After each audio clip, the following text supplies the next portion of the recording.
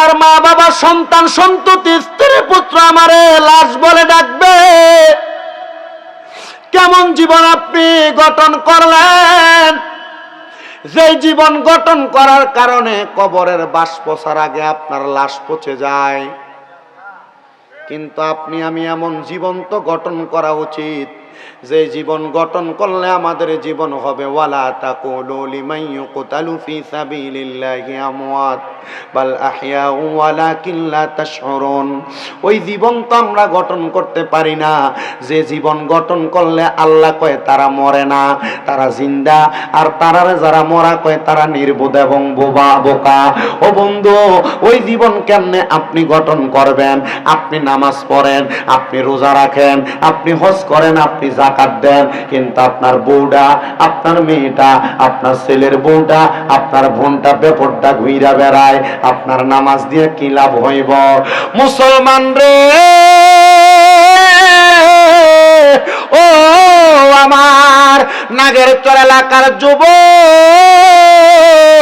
মনোযোগ দিয়া শোনো।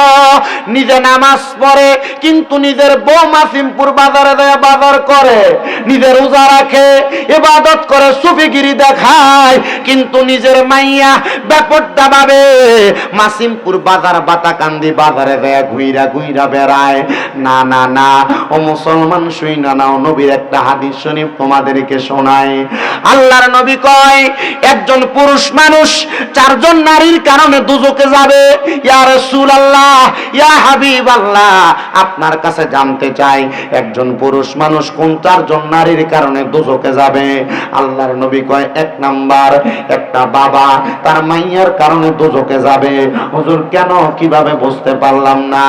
আপনি মেয়ে জন্ম দিলেন, আমরা সবাই জানি একটা মেয়ে মানে একটা জান্নাত, সুবহানাল্লাহ। কিন্তু মাইয়াটারে যদি আপনি বেপরদা ঘুরান, জান্নাত কেমনে পাইবেন? আমি বুঝতে পারি না রে বাবারা। শোনেন রে বন্ধু, একটা মাইয়া একটা জান্নাত, এই কথা শুই না পাগল হইলে চলবে না। মাইয়াটারে জান্নাতীদের মতো মানুষ করতে হবে, মাইয়াটারে পর্দার মধ্যে রাইকা মানুষ করা লাগবে।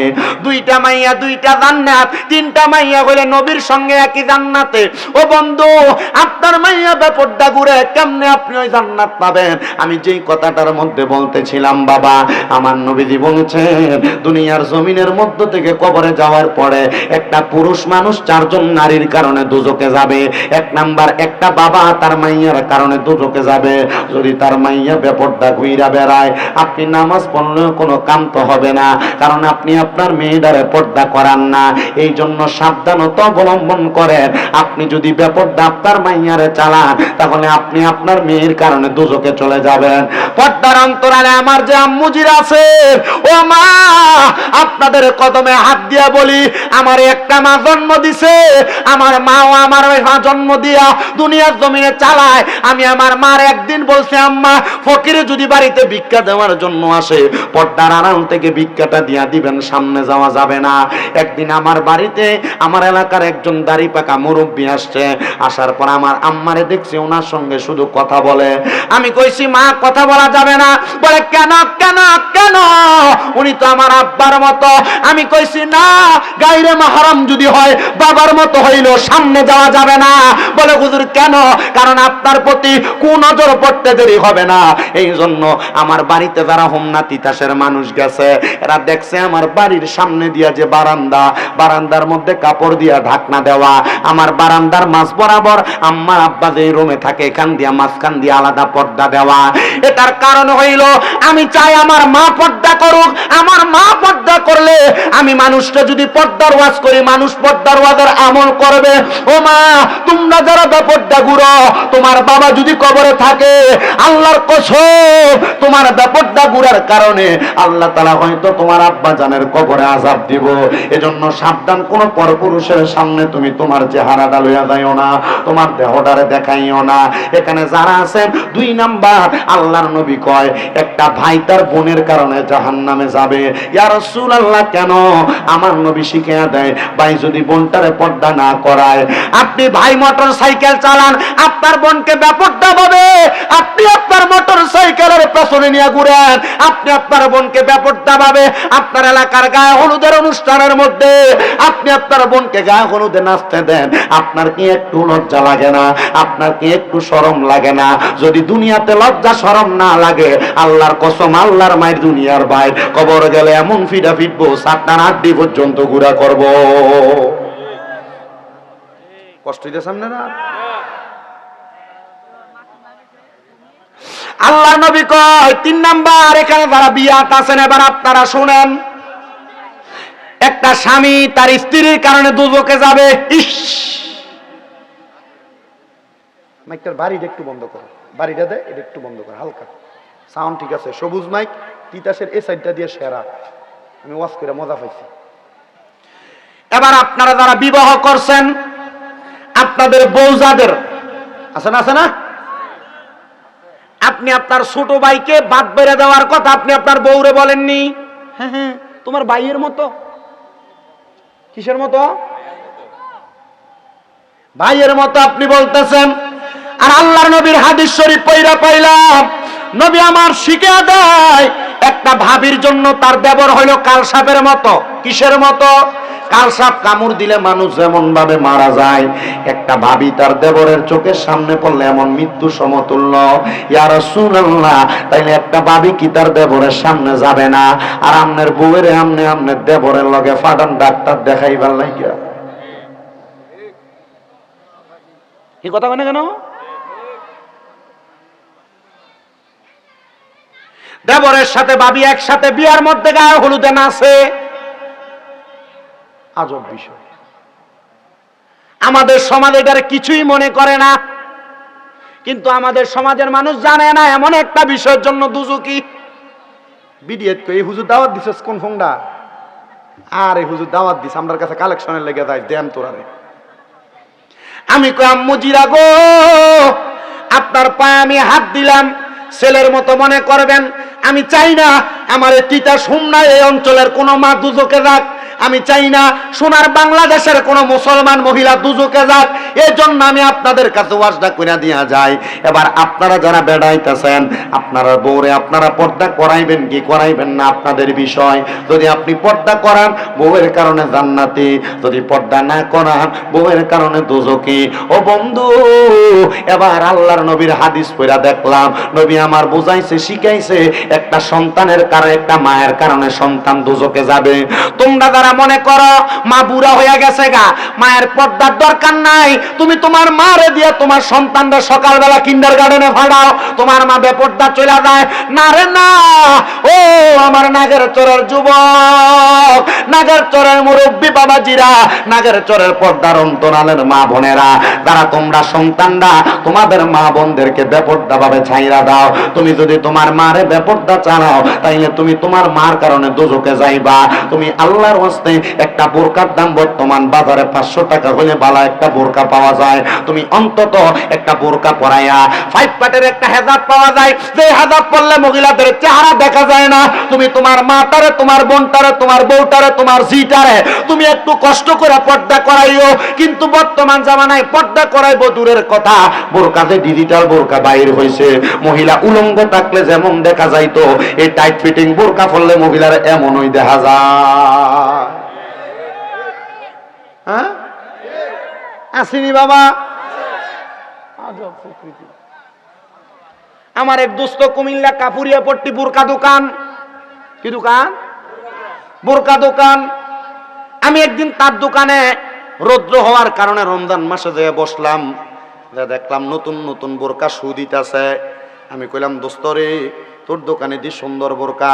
হঠাৎ দেখলাম একটা বোরকা বাইর করছে, বোরকাটা ঠিক এই বরাবর একটা ফুল বানাই না। আমি কইলাম, এটা কি তারে? কয় ভাইয়া, এটা অন্য কিছু না, এটা সামান্য একটা স্টাইলার ডিজাইন।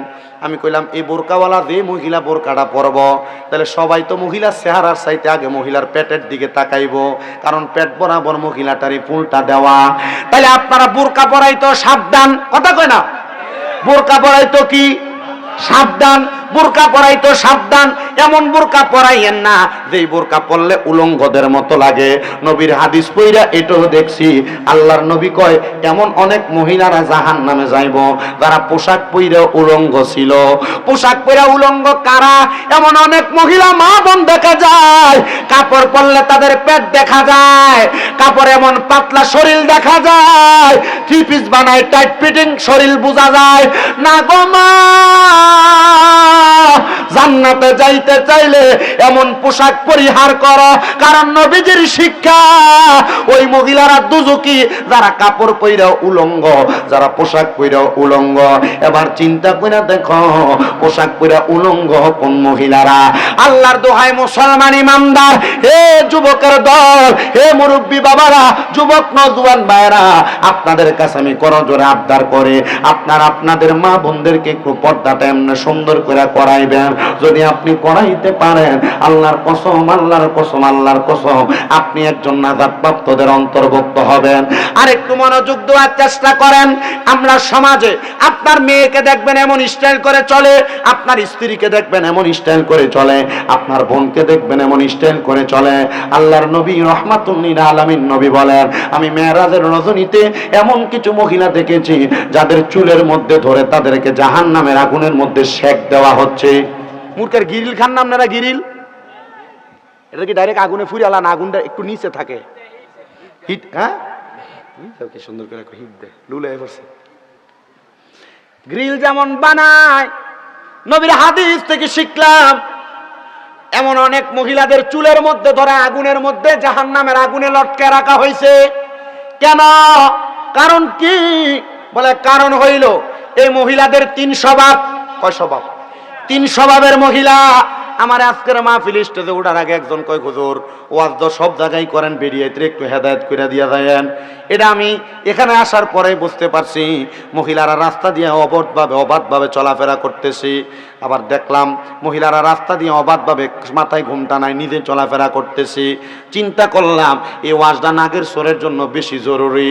বাদান আমার ওয়াজ তো সব জায়গায় শোনেন, আপনাদের বলরামপুর তিতাসের এলাকায় অনেক মাহফিল আমি করে গেছি, কিন্তু বাবা এই ওয়াজটা আপনারা একটু কাজে লাগানোর চেষ্টা করবেন।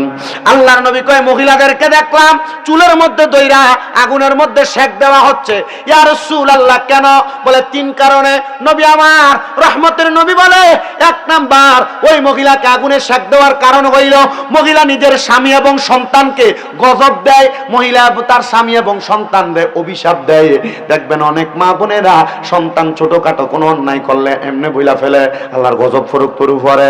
জামাই কোনো অন্যায় যদি ছোটখাটো বলবিয়া তুমি করে স্বামীর অভিশাপ দেয়, আল্লাহ তোর বিচার করব, এমন কথা বলে কি বলে না? এক নাম্বার কারণ হইল মহিলারা তাদের স্বামীরে অভিশাপ দেয়, এটা হলো এক নাম্বার কারণ। দুই নাম্বার কারণ ওই মহিলা যারা দুজকের মধ্যে জাহান্নামের আগুনে সেকপ্রাপ্ত হইতেছে তারা হইল অর্ধ উলঙ্গ মহিলা, যারা পোশাক পরছে তবুও তাদের শরীর দেখা গেছে। তিন নাম্বার ওই মহিলা যাদের মাথার চুলগুলা ছিল ওটের কুজের মতো। বলে হুজুর কেমনে? দেখবেন মাথার বানতেছে, চুল বানতেছে, মাথার মধ্যে কত সুন্দর করে মুখোশ লাগাইছে, মুখের মধ্যে মাথার চুলটি মাথার এই পিছের দিক দিয়ে কোঁচা দেখা যায়, আসেনি? গরুর ফুট দিয়ে এটা ফিটের উপরে থাকে, আপনার কি কন? সুডি। কি কন? সুডি বলে, কোন এলাকায় কুচ বলে, কুচ। এই সুডি এবং কুচ আল্লাহর নবী কই মহিলাদেরকে দুজকে দেখলাম যাদের মাথার চুলগুলো ওটার কুজের মতো। এজন্য আপনাদের মা বোন যারা মাথার চুলরে ওটার কুজের মতো নিজের মাথা থেকে আর ওসা করে রাখে, সাবধান, এদেরকে সাবধান করে দিবেন। মা বোন যারা চুলরে এত ওসা করে বাঁধেন সাবধান হয়ে যাইবেন। খোফা বাঁধেন ঠিক আছে, খোপার চুল যেন নিচের দিকে থাকে, উপরের দিকে যেন ওটার কুজের মতো না থাকে। আপনারা মা বোনেরা দোজকের মধ্যে যাবেন, দোজকের মধ্যে। আসেন আমি আপনাদেরকে একটা সুন্দর কথা শোনাই। বলখ নামক এলাকা, যেই বলখ এলাকার মধ্যে বড় বড় আল্লাহর ওলিদের জন্ম। একজন বড় আল্লাহর ওলি যিনার নাম হযরত আব্দুল্লাহ মারুফ বলখি রহমতুল্লাহ আলাইহি। সুবহানাল্লাহ পড়েন না? সুবহানাল্লাহ। হযরত আব্দুল্লাহ মারুফ ওই বলকের একজন বড় আলেমে দ্বীন। উনি বলে আমি একদিন ফজরের নামাজ আদায় করে মসজিদের মধ্যে অবস্থান করতেছি। ফজরের নামাজের পর একটা নফল ইবাদত আছে। এই নামাজটার নাম কি বাবা? এশরাকের নামাজ। মাশাআল্লাহ, পড়েন কি নামাজ? এশরাকের নামাজ। বলেন কি নামাজ?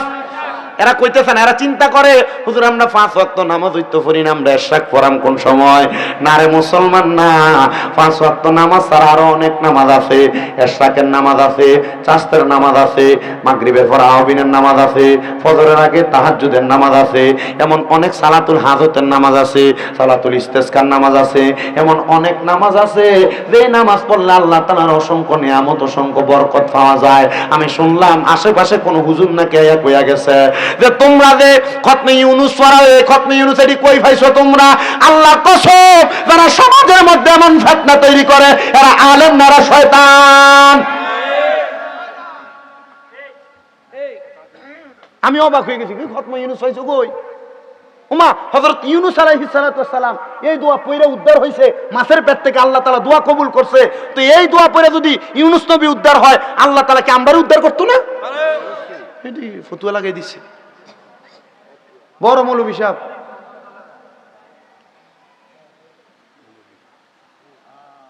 এবার আপনাদেরকে আমি একটু ওয়াজটা কইরা শোনা, একটু মনোযোগ দেন। কষ্ট হইতেছে আপনারা? আমার পরে যিনি ওয়াজ করবেন, আমি ওনার ওয়াজ পইরা, ওনার কিতাব পইরা আমি ওয়াজ করি। কথা কি বুঝতেছেন? আমি এখানে আসার সময়ও হুজুরের অনুবাদ করা খাসাইসুল কুবরা যে কিতাবটার প্রথম খণ্ড পড়া শুরু করছে। আমাকে একসাথে প্রায় 7,500 না কয় টাকার কিতাব পাঠাইছে, 5,500 মনে হয় কিতাব পাঠাইছে হুজুরে। আমি একটা একটা করে ধইরা পড়তেছি, কারণ এ ওনার লিখিত সবগুলা কিতাব যদি কেউ পড়ে, এর সামনে আইসা কোনো বাতিল ফেরকাও কথা বলতে পারবে না, নাস্তিক বেঈমানও কথা বলতে পারবে না। আপনি কথা বুঝতে পারছেন? ওনার যে সহিহুল বিহারি একটা কিতাব আছে, 6 খণ্ডের কিতাব, এই কিতাব যদি কেউ পড়ে আলহামদুলিল্লাহ ভালো আলেমদিন হয়ে যাবে। এর কাছে অনেক মাসালার সমাধান থাকবে। এই মাওলানা শহীদুল্লাহ বাহাদুর বাড়ি কি দূরে না আপনার এলাকার? এই কথা কয় না কে রে? বাড়ি কি দূরে না এলাকা? তো এলাকার বাড়ি সিটাং থায় আর কি, আইতে একটু খরচও বেশি, হাতিয়ে বাড়াই দিবেন। আর আমরা তো ওনারে বাড়াই দিলে লাভ হইব, উনি কিতাবাদি লেখে, ওনার খরচ বেশি। আমরা ওনাদের বই পড়ে পড়ে আমরা ওয়াজ করি। তো যেই কথা ছিলাম, বলো এলাকার সবচাইতে ভালো একজন আলেম দিন, খুবই নিচক আলেম ওনার হযরতে আব্দুল্লাহ মারুফ কারখিওয়াল বলখি। উনি প্রথম থেকে ধর্মে ছিলেন খ্রিস্টান ধর্মের। কোন ধর্মের? খ্রিস্টান ধর্মের। আল্লাহ তাআলার কোরআন, রসুলের হাদিস তার এমন ভাবে তাসির করছে, সে ইসলাম কবুল করছে। তার মা বাবা প্রথম সময়ে ইসলাম কবুল করার কারণে তার যদিও তার এলাকা থেকে, তার পরিবার থেকে আলাদা করেছে, কিন্তু কিছুদিন পরে তার আবার তার বাড়ির মধ্যে তারা গ্রহণ করে নিছে। আব্দুল্লাহ মারুফ কারকি বলেন, একদিন আমি ফজরের নামাজ পড়িরা এশরাকের নামাজের জন্য অপেক্ষা করতেছিলাম। এশরাকের নামাজের জন্য যখন আমি অপেক্ষা করতেছিলাম, আমি আমার নামাজের মুসল্লার মধ্যে হঠাৎ করে কেন জানি আমি ঘুমায় গেছি। কারণ আগের রাত্রে আমি এত বেশি এলেম চর্চা করেছি, করার কারণে ফজরের নামাজের পরে আমার চোখটা একটু তন্দ্রা লাইগা গেছে, একটু ঘুম লাইগা গেছে। ঘুমটা যখন আসছে, আমি দেখলাম ঘুমের ঘরে স্বপনে আমাদের এলাকার সবচাইতে ভালো একজন ইবাদত করেন না, 5 ওয়াক্ত নামাজ পড়ে। কি পড়ে? 5 ওয়াক্ত নামাজ পড়তো, রোজা রাখতো, হজ যাকাত দান সদকা সবই করতো। উনি দুনিয়ার জমিনের মধ্য থেকে ইন্তেকাল করার পর আমি কবরের মধ্যে দেখলাম উনি জাহান্নামের আগুনের মধ্যে, ওনার পেটের নাভি থেকে পায়ের নিচ পর্যন্ত আগুনে জ্বলতেছে, আর ওনার নাভি থেকে তালু পর্যন্ত ওনার ভালো দেখা যায়। আমি ওনাকে এমন স্বপ্ন দেখা বড় অবাক হয়ে গেলাম। অবাক হওয়ার কথা না? নাভি থেকে পায়ের পাতা পর্যন্ত জ্বলতেছে, আর নাভি থেকে মাথার তালু পর্যন্ত ভালো দেখা যায়। আমি এমন দেখে, মা বোন যারা পর্দার আড়ালে একটু মনোযোগ দেন, আমি ওনার এমন অবস্থা দেখা ওনারে প্রশ্ন করলাম, ও আল্লাহর বান্দা, আপনার তো এমন অবস্থা হওয়ার কথা না। আমি যতটুক জানি আপনি 5 ওয়াক্ত নামাজের পাশাপাশি নফল ইবাদত করতেন, বেশি ইবাদত করতেন, আমল আখলাক আপনার ভালো ছিল, কিন্তু আপনার অর্ধেক শরীর আগুনে জ্বলতেছে আর অর্ধেক শরীর ভালো কেন? উনি বলেন, হুজুর, আমি আমার দুনিয়ার জমিনের মধ্যে যখন ইন্তেকাল করি, ইন্তেকাল করার সময় আমার স্ত্রীর গর্ভের মধ্যে একটা সন্তান ছিল, ওই সন্তানটা কন্যা সন্তান। হুজুর আমি ইন্তেকাল করার আগে আমার আরেকটা সন্তান ছিল, এটাও কন্যা সন্তান।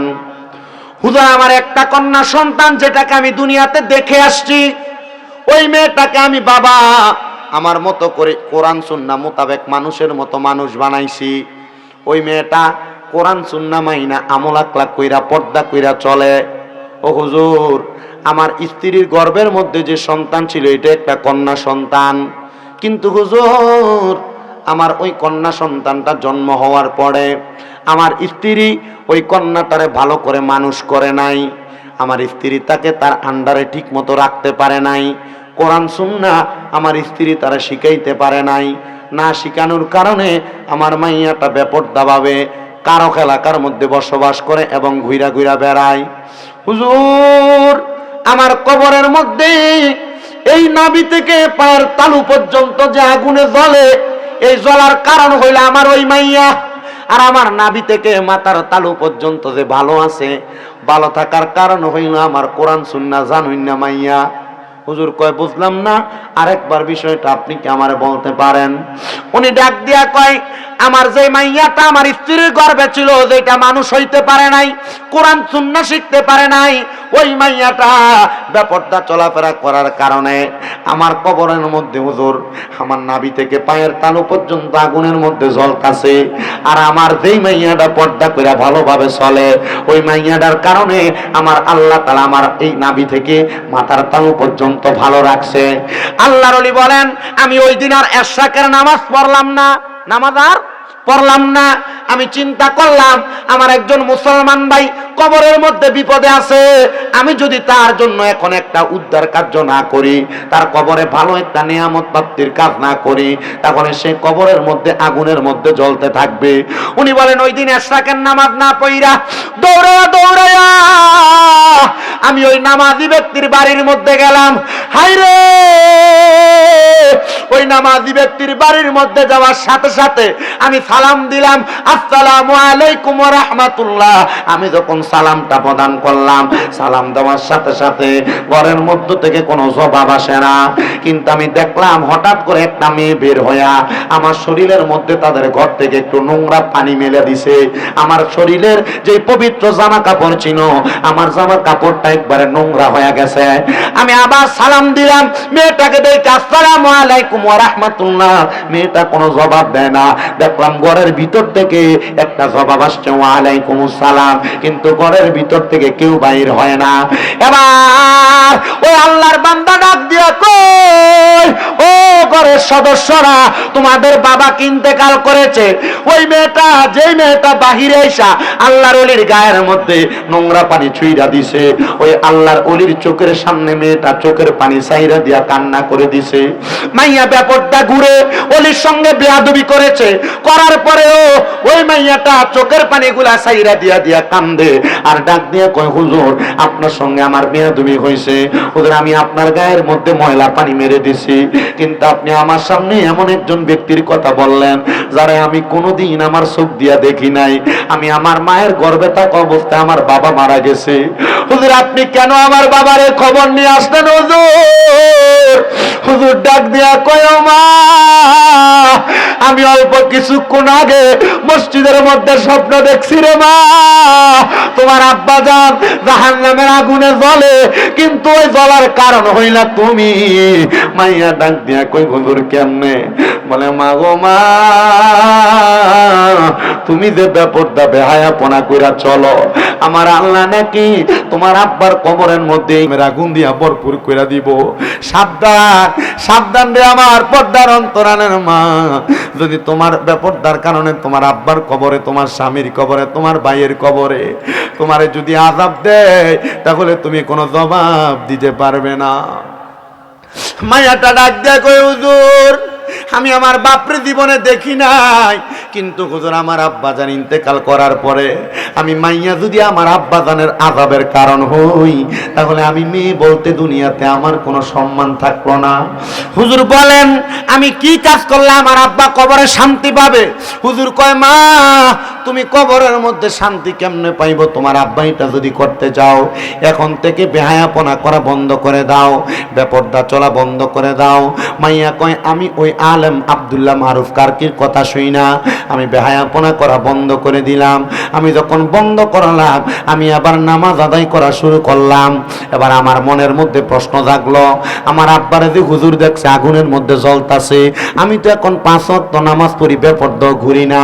আমার আল্লাহ তাআলা আমার আব্বা জানরে জান্নাত দিছেন, এই খবর তো ওই হুজুরই জানবো, যেহেতু ওই হুজুর আমার আব্বা জানের অর্ধেক খবর জানে।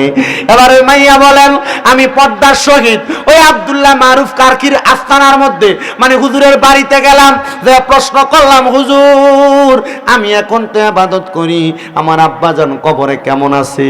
আমি তো কোনোদিন আমার আব্বাজানরে দেখি নাই। হুজুর ডাক দিয়ে কয় মা, আমি আর তোমার আব্বাজানরে দেখি নাই কোনোদিন। বলে কারণ কি? বলে মনে রাখবা, কবরবাসী যদি কবরে কঠিন বিপদে থাকে, তাহলে তার আত্মীয় স্বজনকে তারা দেখা দেয়। মাঝে মাঝে মারে স্বপ্ন দেখেন, মাঝে মাঝে বাপরে স্বপ্ন দেখেন, মাঝে মাঝে দাদা দাদির স্বপ্ন দেখেন। এটার কারণটা কি একটাবার চিন্তা করলেন না? একটাবার কি চিন্তা করলেন না? ইবনে সিরিনের স্বপ্নের তাবির পড়ে দেখলাম, কবরবাসীরা যদি কবরে কঠিন মহা মুসিবতে থাকে, তাহলে তাদের আত্মীয় স্বজনদেরকে দেখা দেয়। আজকে জানি না কার মা নাই, কার আব্বা নাই, দাদা দাদি অন্ধকার কবরে, মাঝে মাঝে তারা তোমারে ঘুমের ঘরে স্বপ্নে আইসা দেখা দেয়। সাবধান রে ও আমার নাগের চরের মানুষ, এমন কোন কাজ কইরো না যে কাজের কারণে তোমার আব্বা আম্মা কবরে আযাব প্রাপ্ত হয়। মাইয়া কয় হুজুর আর কি দেখেন নাই? বলে না, তোমার আব্বা বিপদে থাকার কারণে মনে হয় আমারে দিয়া তোমার আব্বার উপকার হবে বিদায় আমারে দিদার দিছে, এজন্য এখন আর তোমার আব্বারে আমি দেখি নাই। মাইয়া কয় হুজুর আমি তো কোনোদিন আমার আব্বাজান নামাজ চোখ দিয়া দেখি নাই। ব্যবস্থা আসেনি হুজুর, আব্বারে দেখার মতো কোনো লাইন আসেনি। হুজুর ডাক দিয়া কয় আল্লাহর কোরআনে আমার আল্লাহ তাআলা একটা আয়াত নাযিল করেছে, ওয়া মিনাল লাইলি ফাতাহাজ্জাদ বিহি নাফিলাতাল লাকা আসা আইয়াবআসাকা রাব্বুকা মাকামান মাহমুদা। জবান খুলে জোরে জোরে পড়েন আল্লাহু আকবার। আল্লাহু আকবারের আওয়াজটা আসতে হইছে, আর জবান খুলে উচ্চ কণ্ঠে জোরে পড়েন আল্লাহু আকবার। মাইয়া কই হুজুর আয়াতের মানে তো বুঝি না, হুজুর আপনি আমারে কি শুনাইলেন?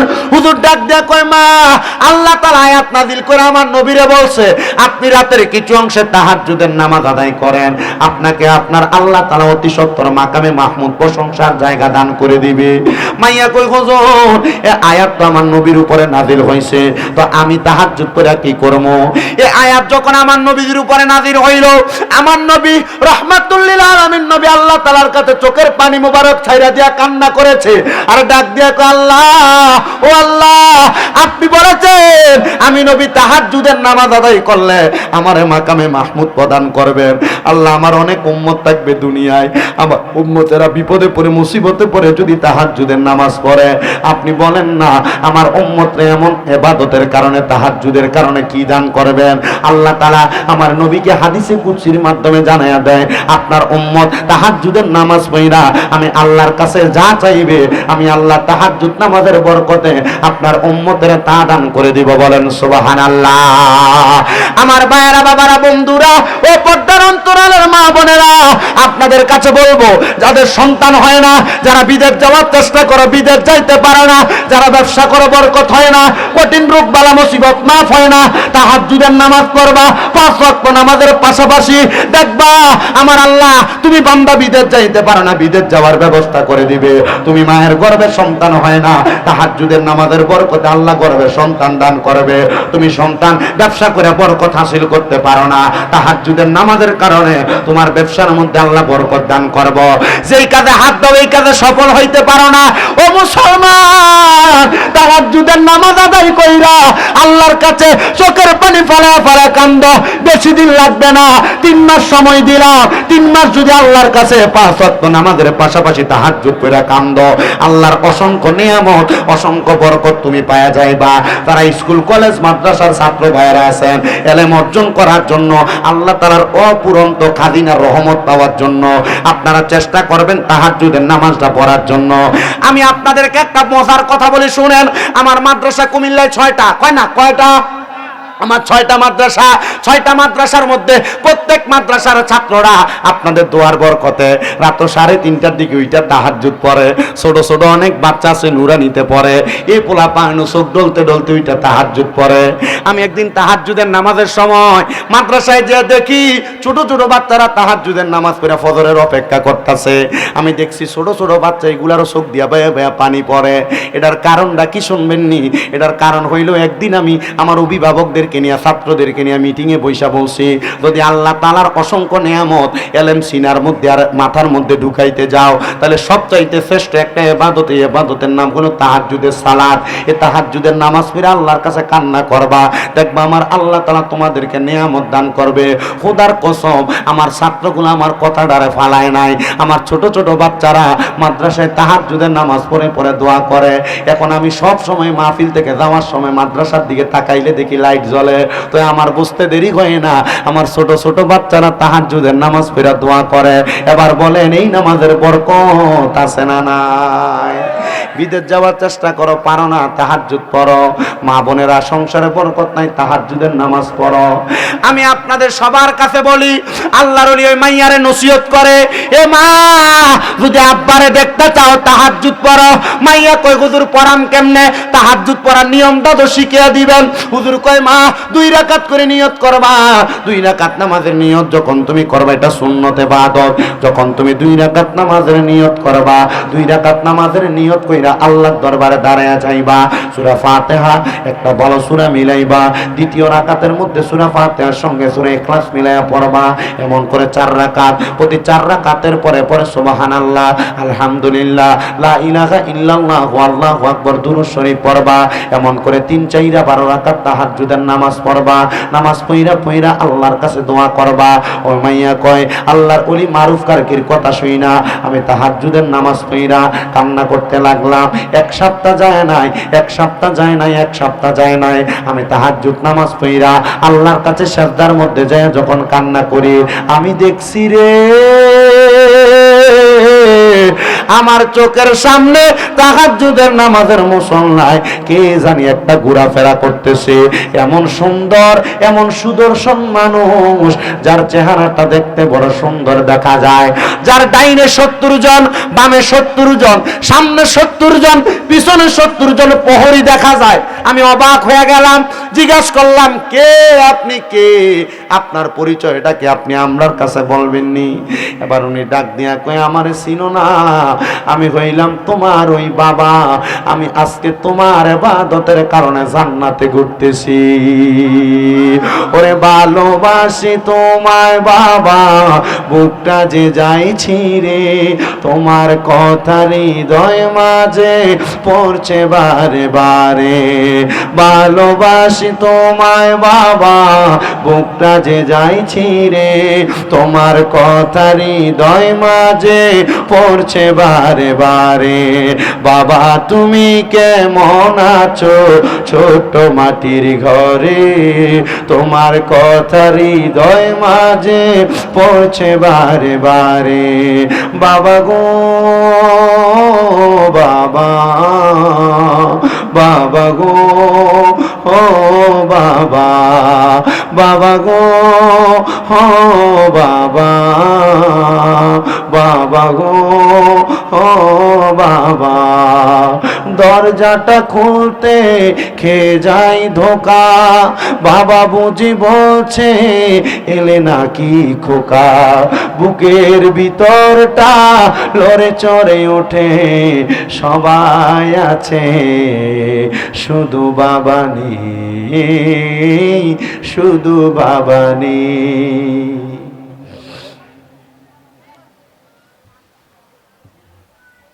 ওই মাইয়া বলে আমি দেখলাম সুদর্শন একজন পুরুষ, সামনে পেছনে ডাইনে বামে 70 জন করে করে, 4 সাতা 280 জন রহমতের হুর গিলমান। আমি জিজ্ঞাসা করলাম, আব্বা আপনি জান্নাতে ঘুরতেছেন, তাহলে তারা কারা? বলে এ কন্যা তোমার ইবাদত, সুবহানাল্লাহ, কন্যা তোমার ইবাদতের বরকতে আল্লাহ তাআলা এদেরকে আমার সাথে প্রহরী বানাইয়া দিয়া দিছে। ও আমার নাগের চরের যুবক, নাগের চরের মুরব্বী বাবাজিরা, পর্দার অন্তরালের মা বোনেরা, আপনাদের সবার কাছে আমি একটা আবদার জানাই, আপনাদের সবার কাছে আমি একটা আবদার জানাই, আল্লাহর হস্তে দুনিয়ার জমিনের মধ্যে এমন সন্তান হন, আপনার সন্তানটারে এমন সন্তান বানান যে সন্তানের দোয়ার বরকতে আপনি এমন করে জান্নাত পাইবেন। ওই মাইয়া যখন তাহাজ্জুদ নামাজ পড়া সেজদার ভিতরে যাইয়া আব্বার এমন অবস্থায় দেখছে, মাইয়ার মা ঘরের মধ্যে ঢুইকা দেখতেছে মাইয়া কার সঙ্গে জানি কথা বলতেছে। ওই মাইয়ার আম্মা ডাক দিয়া কয়, এ মা তুই কার সঙ্গে কথা বলস? নতুন নতুন নামাজ পড়তেছস, নামাজের সেজদার মধ্যে যাইয়া কার লগে কথা কস? ওই মাইয়া ডাক দিয়া কয়, মা আমি অন্য কারোর সঙ্গে কথা বলি না, আমি আমার মৃত ইন্তেকাল করা আব্বার সঙ্গে কথা বলি। বলে কারণ কি রে, কারণ কি, কেন কথা বলো, কেমনে দেখা পাইলা? বলে আমারে এমন একজন আল্লাহর ওলি নামাজ শিখাইছে, ওই নামাজটার নাম হলো তাহাজ্জুদের নামাজ। ওই নামাজ পড়া আল্লাহর কাছে যা চাই তা পাই। আমি আমার জন্ম দেওয়া আব্বার চেহারা কোনোদিন দেখি নাই, আমি আমার ওই আব্বার চেহারা তাহাজ্জুদের নামাজ পড়া দোয়া করার কারণে দেখছি। মাইয়ার মা কই, তোর আব্বা কবরে কেমন আছে তুই কি বলতে পারবি? বলে হে মা, আমার আব্বা জান কবরের মধ্যে বড় ভালো আছে, জান্নাতি, আমার আব্বা জান বড় আরামে আছে। মাইয়ার মা কয়, বুঝছি রে, তুই মাইয়া ভালো হওয়ার কারণে আল্লাহ তোর ইবাদত কবুল করছে, এই জন্য তোর আব্বারে জান্নাতবাসী করছে। এ মা আমার কাছে ওয়াদাবদ্ধ হ, আমি মাও যদি মারা যায় তুই আমি মায়ের জন্য একটু আল্লাহর কাছে দোয়া করবি নি। এরে সন্তান দেখছো নি মা কেমনে ওই মাইয়ার কাছে আবদার করে। মাইয়া তো বেপরদা ছিল, মাইয়া তো বেহায়া ছিল। বলেন হেদায়েত দেওয়ার মালিক একজন, তিনি কে? মাইয়ার মা ডাক দিয়া কয়, ও মা তোর দোয়ার বরকতে আল্লাহ যদি তোর আব্বার কবরের আযাব মাফ কইরা দেয়, আল্লাহর দোহাই লাগে আমি মা যদি মারা যায় আমি মার জন্য একটু দোয়া করবা, আমি মার জন্য একটু দোয়া করবা। মাইয়া কয়, আম্মা জান আল্লাহ যদি আমার হায়াতে বরকত দেয় আমি আপনি মায়ের জন্য দোয়া করব। কিন্তু আজকে নাগের সর এলাকার মাহফিলে এমন অনেক সন্তান বসে গেছে যারা তাদের মারে মাটি দিয়ে আসার পরে কয়েকবার কবর জিয়ারত কইরা আর মা বাবার কবরের কাছে যায় না। আবার এমন অনেক সন্তানেরা বসে গেছো যারা তোমরারে যদি তোমার মা বাবার কবর কোনটা চিনিয়ে দিতে বলে চিনতে পারবা না। অনেক সন্তান আছে 2 দে মা বাবার কবরে জিয়ারত করে আর কবর জিয়ারত করে না। আল্লাহর দোহাই লাগে, ও আমার নাগের চরের যুবক, ও নাগের চরের মুরব্বী বাবারা, পর্দার অন্তরালের মা, তুমি যদি না পারো তোমার সন্তানদারে দিয়া পারলে শুক্রবারে জুমার দিনে তোমার মা বাবার কবরটা জিয়ারত করাইও।